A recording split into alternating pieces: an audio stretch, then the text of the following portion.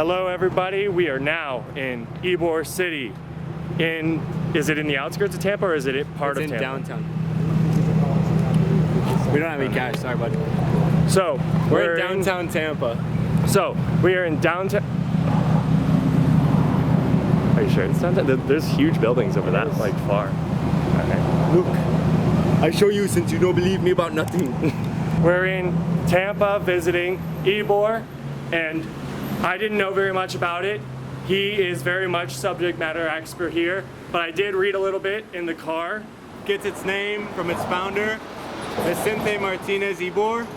It was founded in 1880 as a cigar manufacturing hub, and that's what gave Tampa the name Cigar City. Let's go check it out. Little known fact, Tampa actually should be called Phosphate City. Way more. A depiction of Ybor back in simpler times. Ybor Planet. The main communities, the main groups of people who settled Ybor originally were obviously the Cubans, and then there was also a lot of Italians, and both of those groups still have social clubs.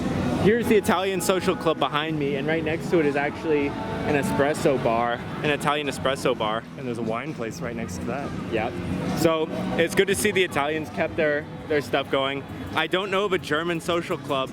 The other big group, besides the Germans that I didn't mention, there was a lot of Jews in Ybor originally, and I think they still have their synagogues here. My impression as somebody who goes around a lot of these kind of older southern cities, this reminds me a lot of Bourbon Street. Obviously much less people, but a lot more run down. I would even say, never mind.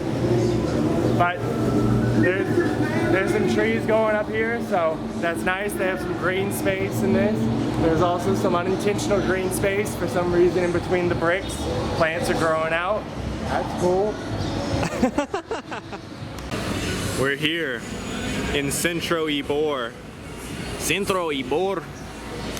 He's originally from Valencia in Spain, which means he probably spoke Catalan. That's cool. Actually, I believe it's Valencia. You guys can make fun of him for that in the comments. So this is actually the entrance to the Cuban club. This is where they come to gather, play dominoes. I think they dance here too. If you come to Ybor and you want to actually learn about the history of the city, they have a really great movie inside the Visitor Information Center.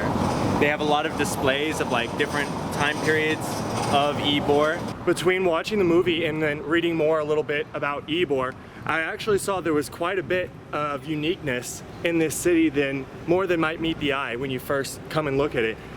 Ybor is really unique in the south in that it's one of the only cities to ever develop in the south purely off of immigration. The majority of people who have lived in southern cities have been Americans from the United States, either moving in or having already existed by the time the borders reached them, basically, because of territories and stuff.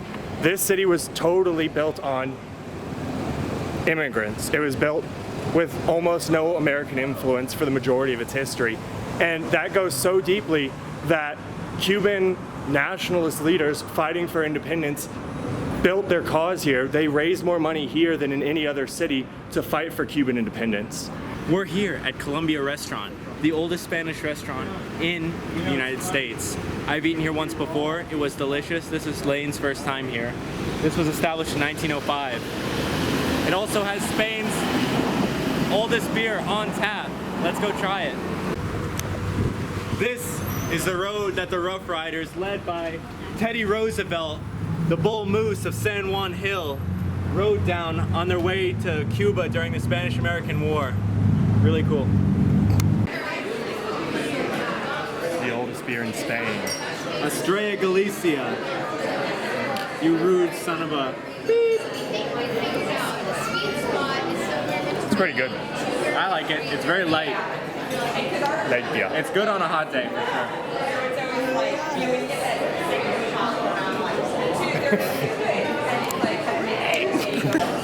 Yeah, it's pretty good. I give this beer an 8 out of 10. Well, Ybor's a really interesting community, I think. And if you come here, you visit, I think you'll feel it and you'll see it. You'll think it's an interesting place too. Not too many people know about it. I think it's mostly a Florida thing, but it's like a discount Bourbon Street kind of. Yeah. With an interesting history. I learned a lot. Tons to see and do here.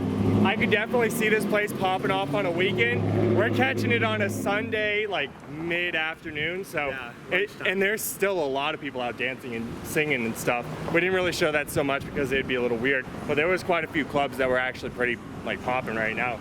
But I could definitely see this being big nightlife place for sure. Let us know what you liked about this video. If you did like it, don't forget to like and subscribe. Thank you.